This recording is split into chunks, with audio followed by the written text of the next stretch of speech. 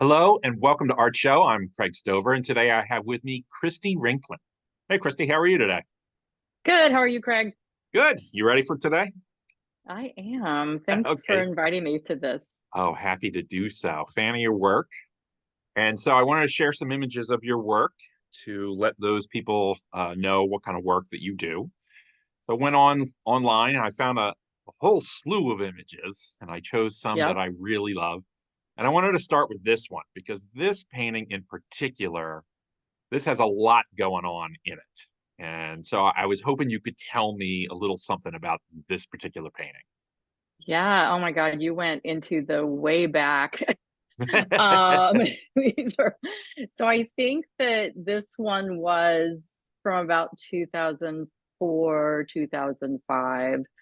Um, and at the time I was doing paintings that really dealt with imagery from the Baroque. I was really interested in ideas of ornament and ideas of also the way in which the Baroque creates this kind of heightened sense of compositional space, and there were these cloud formations that were in the paintings that really felt like they were very animated, so they were meant to be hovering somewhere between something that was ephemeral and vaporous versus something that felt very fleshy and almost like it had behaviors and consciousness.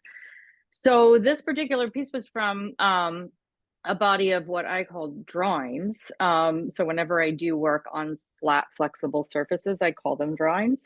Hmm? Um, and this was on it was on Mylar that had a digital printed image on the Mylar that then I went and then layered paint over Did you in print several the, different layers. did you print? Yeah, So you have yeah. you have a big printer? I did have at the time. Okay. So yeah, I had access to that at the time. So how big is Um, this? What are we talking about? so this one's not huge. I think this one is like 15 by 18. So it's not like Okay. gigantic, but it's a generous size.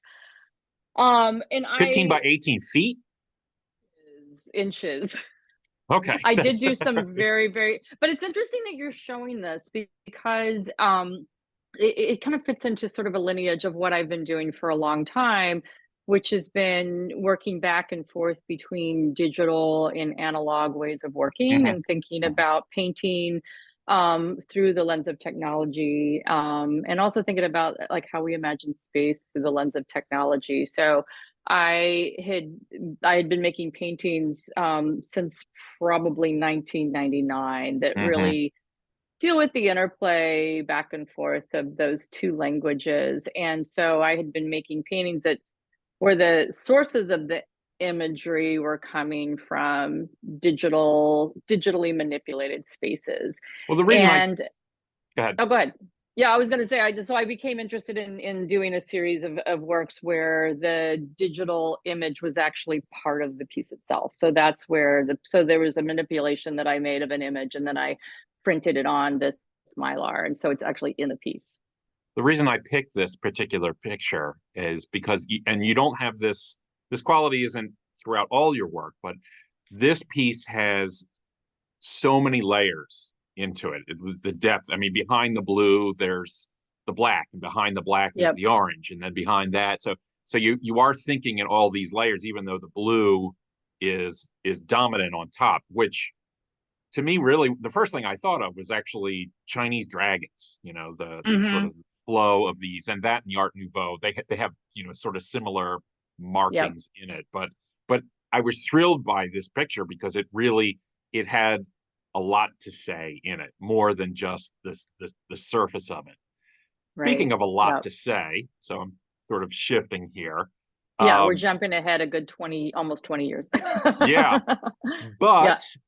there's a similarity in terms of the layering that you have going on here, but the marks here are a lot more inventive, I want to say.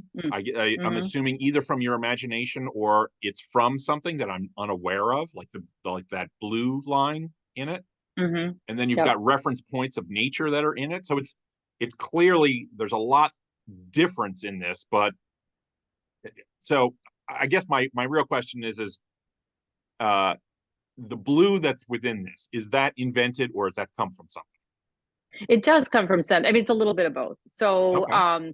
Uh, so a lot of my work has these kind of disruptive elements that either pass over the image or over the image or Weaving behind the into it. image or Hmm. sometime even a little bit of both.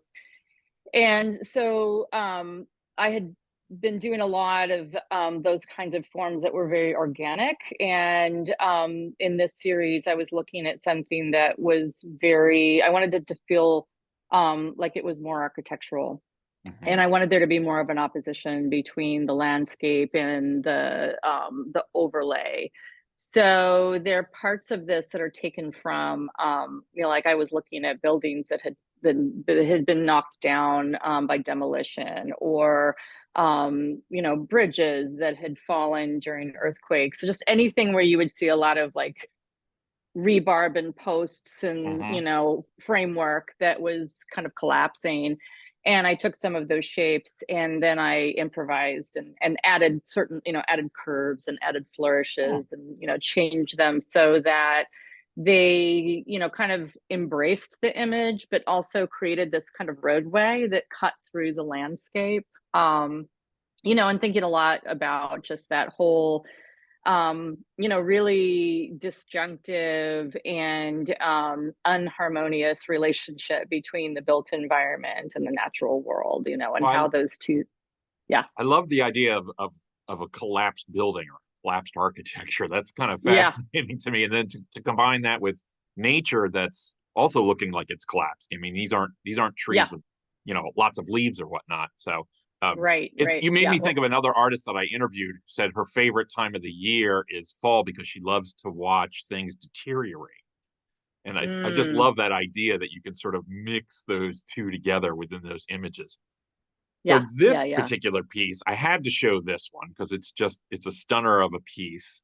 I want you to tell me just a little bit about how the window pieces are made because I think people will really find that fascinating. Yeah, yeah. And this piece is done around the same time period of the first piece that you showed. And this was a piece called Nuvolo Mondo. And it was a kind of window installation and gallery installation that was on a very large scale. And I had been making a lot of these images that were like living in digital space, and then I would maybe print them and work from them, or in some cases I would put them into the background.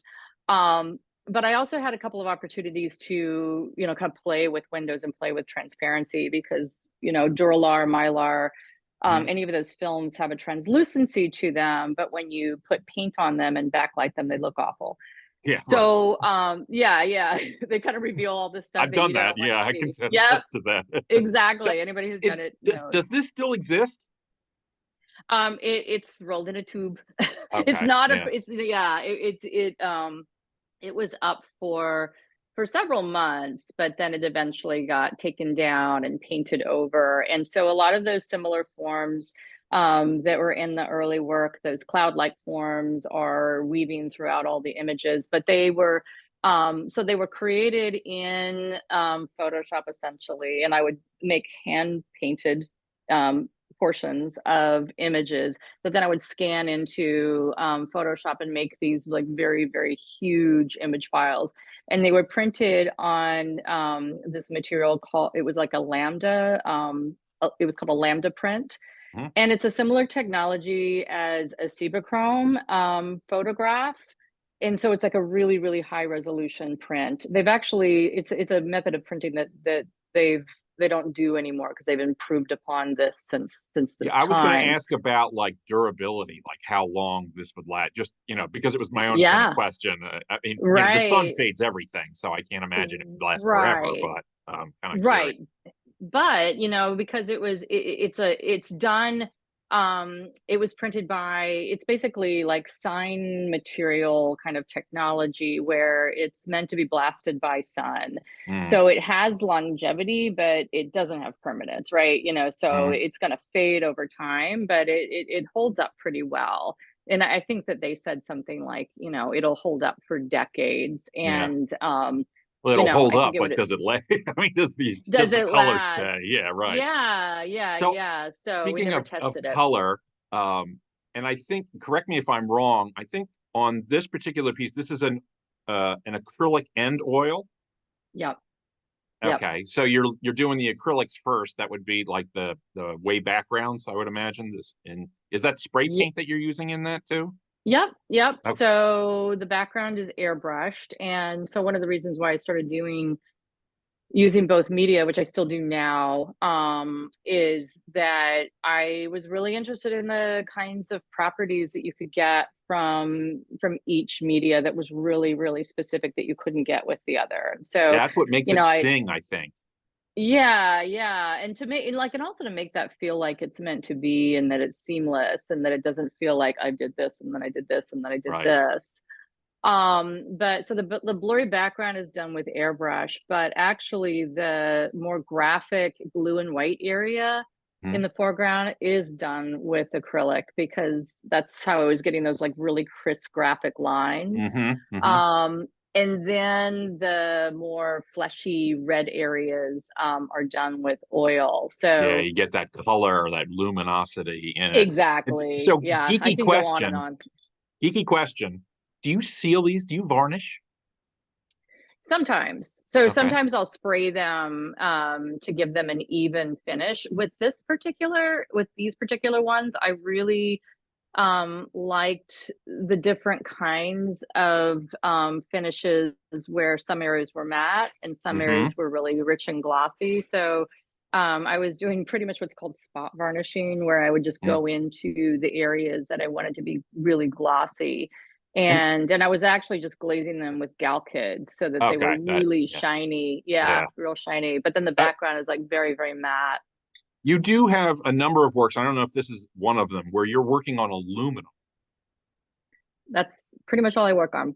Okay, why?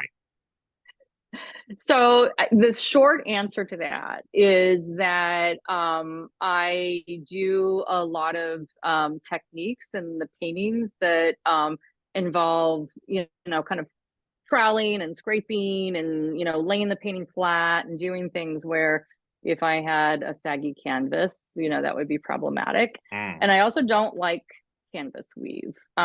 It's not that I don't like it out in the The world, and texture, yes. Mm-hmm. just I don't like working on it. And especially when I was doing a lot of airbrushing, the canvas weave just kind of picks up Oh all yeah, of the textures, right? And yeah. so, you know, so I was looking for a surface that would be you know, like a smooth surface. But I also was wary about wood and the idea of warping, and I had some, you know, issues with wood. Mm. So I actually did a lot of research, and so it's like a composite aluminum. The commercial name is Dibond that a lot of people know it by, but when you buy Interesting. it, it's yeah, it's basically what they call composite aluminum panels, and they use it a lot in museums to mount photographs. Right. Yeah. So yeah, so it's acid free. I mean, the term archival is such a weird thing. I think a lot of people are questioning what that, like, the It's responsibility of like yeah. something that lasts forever, right? That's what But they have. Uh, curators and conservators. That's their job, right? You don't want to put them out of business, right. right? Keep them going. Yeah. So one of the But they'll questions, last. yeah, Yeah, they'll right. last. One of the questions I want to ask you is your titles that you have for your works are really unique. Do you find that your titles usually come after the pictures, Yeah. or is that part of the process? Almost 85% of the time. That what they that That they they're come after after. that they They come come after? after. Okay. Is Yeah, that always yeah. you, or is it other people helping you No, title it? it's always me. Actually there was one time where I put a painting on Instagram and you know, asked for, I just crowdsourced a title, and I had a writer friend of mine throw something, and I was like, sure.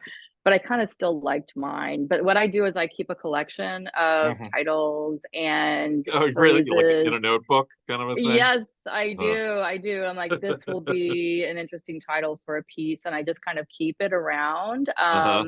And sometimes it's kind of a matter of pairing, but sometimes it's like the painting calls for a name, Mhm. and that's what it gets called. Sometimes the title is specific to something that Mhm. is particular to the painting. It's always a different thing. It's kind of just as a creative a process in a Yeah, way.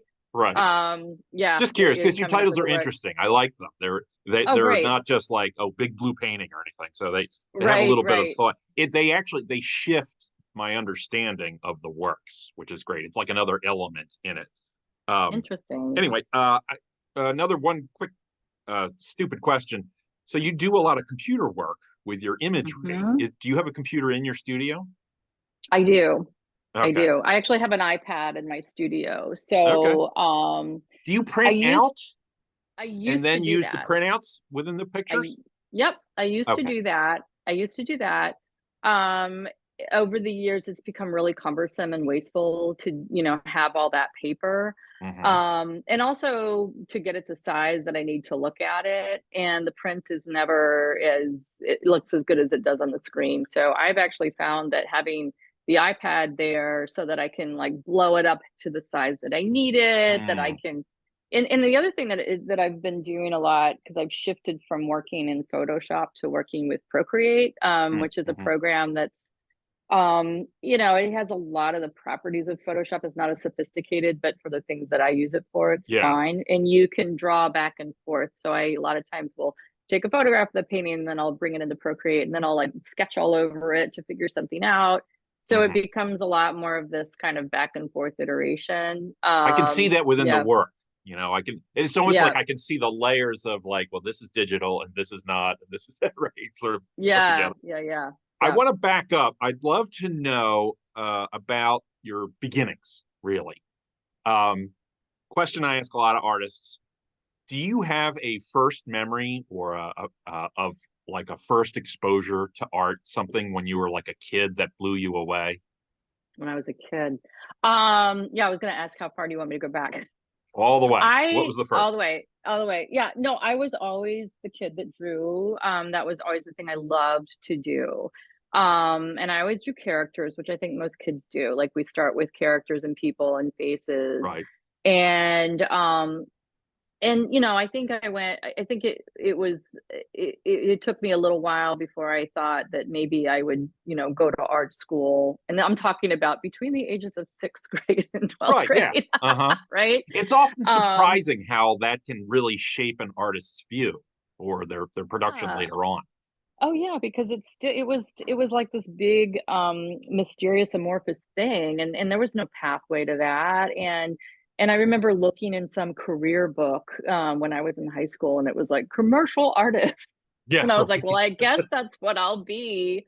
And then I went to art school and then I hated all of my commercial art classes and I just wanted to paint. And so before I knew it, I graduated as a painting major and I was like, this happened, but here I am.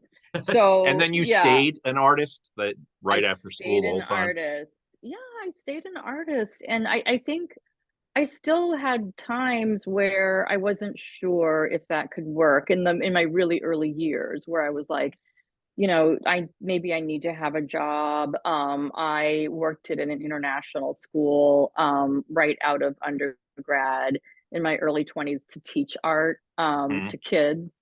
And it was a flop. And I never, I was like, this is not what I want. I teach college now, which is way different.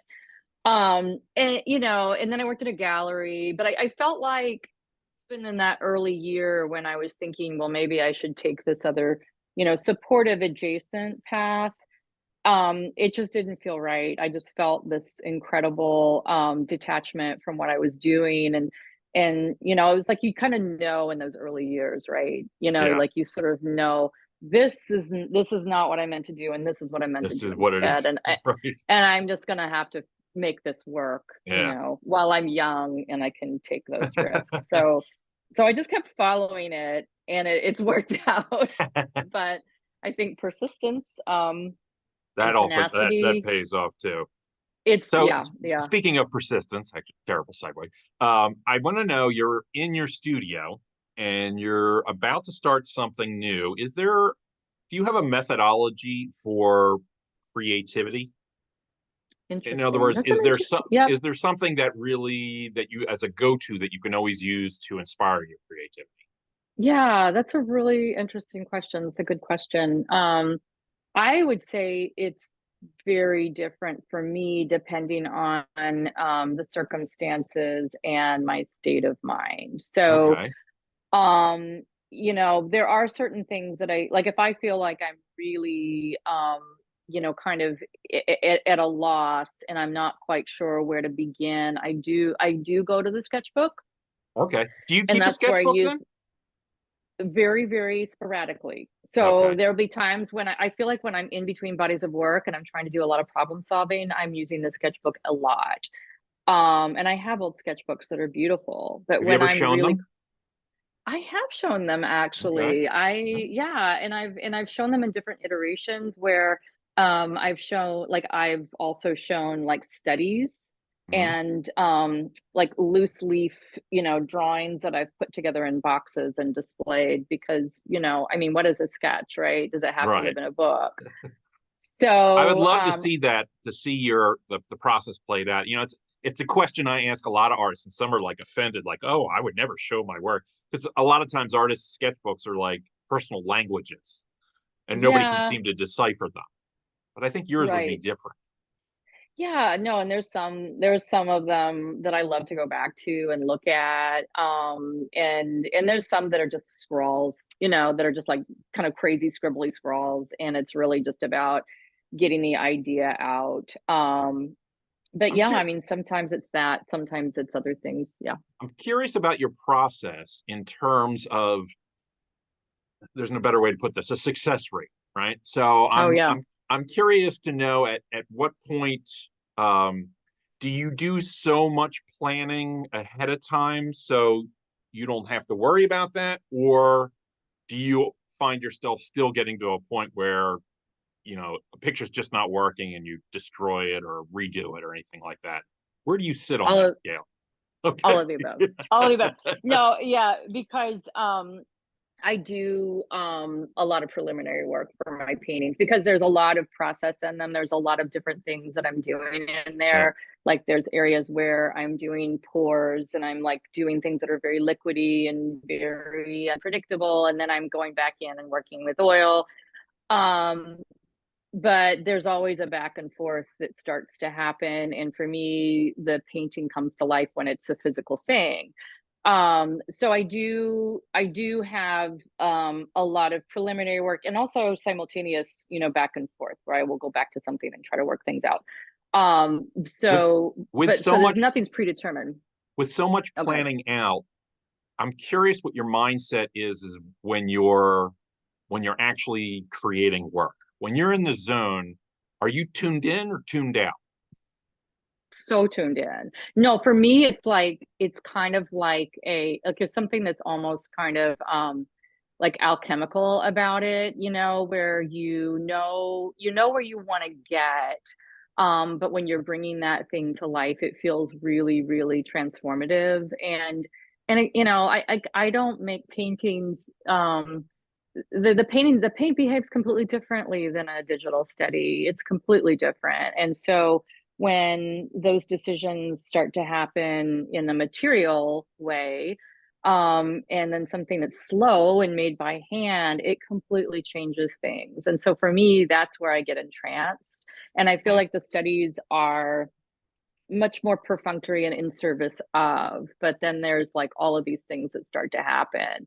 But I have made paintings that failed, and when you paint on aluminum and you also have a combination between oil and acrylic, it Mhm. kind of makes it like I hear people say I just paint over my paintings, but I kind of can't because Right. I've already made this combination of things that I can only go in one directions What do from you take here. a sander to them or something? You have to. I have, but that is it. Yeah, well, I don't want to get into Yeah, it. I can So, imagine. but it's not common. But I had painting that I tried to put paint remover on it, and then So I tried to scrape it. Yeah, looking at it was your a mess. work over the years from when you got out of college to now, Mm. do you feel that your work has changed over the years? I'm assuming you have. How so? How do you feel that your work has changed? Well, I started out when I was in college and just getting out of college painting the figure, and that was I had kind of decided I was a figurative painter. Mhm. And I did that for probably the first 6 years out of college. And then I became less interested in the figures and more interested in the space they were occupying, and started moving more in that direction.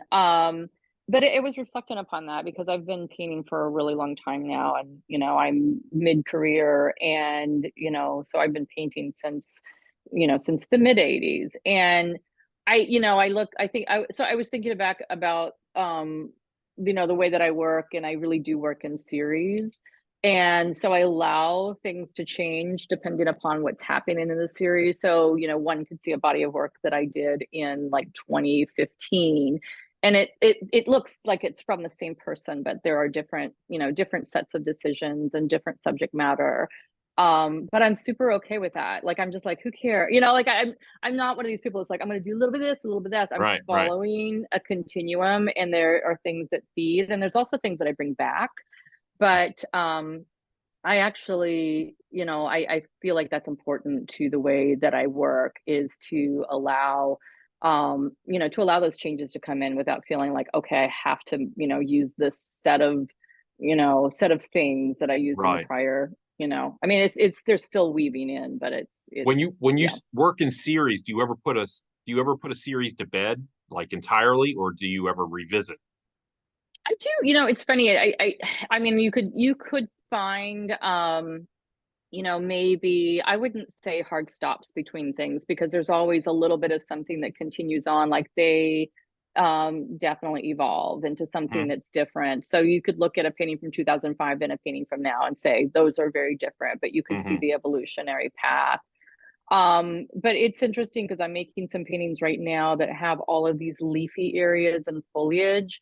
And I was thinking back to a painting I did in 2000, or in the year 2000, that had a bunch of leafy areas and foliage. And I'm like, woo, these It's coming back, things, right? they come back, right? I feel like your language, is yours, and things just kind of come back like memories that, Right, that yeah. recur to you. So we have time for just two more questions, and I definitely Sure. want to get this one in. Um, do you think of your audiences when you're making your work? And if so, do you have any specific hopes of things that they would walk away from your work having? Yeah, that's a really great question. That's a question I think a lot of people should think about. And as an educator, I think about that too. I don't know if I necessarily specifically think of an audience per se, but I do think about, like, how do the paintings that I make, perhaps shift the thinking or shift the perception of the viewer. Um, and a lot of my paintings have issues of, like, issues of, like, they're through the lens of climate change. There's a lot of things that feel as if they are being disrupted, or disintegrating, or falling apart, or there's like kind of almost like system failure that's happening in them. And I think about the purpose of painting and its storytelling abilities, and its ability to take the viewer on a different kind of journey of understanding that is Hmm. different than scientific knowledge or data or journalism. That that the process of having to kind of look at something that's a slow process, and having to spend time with it, Hmm. um, is a way to allow the viewer to arrive at a set of experiences in a very different way than the kind of really instant Hmm. way, like our media driven culture is, like the way that we consume images is where it was very passive. But I feel like paintings, especially paintings that have a lot happening in them, which mine do, they call for the viewer to spend time with them, and they almost like force you to Hmm. have to look and decipher. So I think about that a lot. I think about like the role of, like, what is beautiful, what does an area of beauty do, and how does that actually function in a way that's not superficial, and how does that I've been actually asking hold this someone's question of a attention? lot of, I've been asking the same question of a lot of artists, and I'm surprised that like half of them are like, no, I don't think about the viewer at all. So it's Mm, very fascinating to me just to have artists like that. Last yeah. question. we only have a couple minutes. Uh, what does making art do for you? What does it do for me? Um, for me, it's really the center of how I identify myself. Um, like I push back against like I make art for therapeutic reasons because I don't make art for therapeutic reasons. But if I did not make art, I would feel ungrounded and I would feel uncentered. And I feel like it's the language of how how I think. And it's also, I think for me too, I think about we are living in such an uncertain time. There's so much happening that is frankly terrifying. And painting for me becomes a way to kind of process all of that, and to, kind of put it back out there in a particular language. So I think that that's if I didn't do it, I'd feel depressed. I Well, think I that's what think you it summed is. it up. The word that I hear a lot is process. The idea that that's what artists do. So it's quite extraordinary to hear that from so many artists about how valuable it Yeah. is to them. So, well, Cristi, unfortunately, we're out of time. I can't thank you enough for coming by and talking to me today. Oh, thank you, Craig. This was Big a lot fan of of your work. fun. Now I have more questions for you. So, Awesome. yeah, I have to come. I have to come see your work Part as you two. run part two. Yeah, that's true. Yeah. So Yeah. I want Well, to there's thank a you, and I show want in to thank Boston. everybody who tuned in to watch Cristi today. We really appreciate your support. Of course, we'd love it if you would like, share, and of course, subscribe. That helps push our show forward. So thank you for doing that. If you have any questions, feel free to put them in the comment section. If I can't answer them, I'll pass them along. So again, thank you, Cristi. I really appreciate it. Thanks, Craig. Thanks a Have a lot. great day. Bye bye. You too. Bye.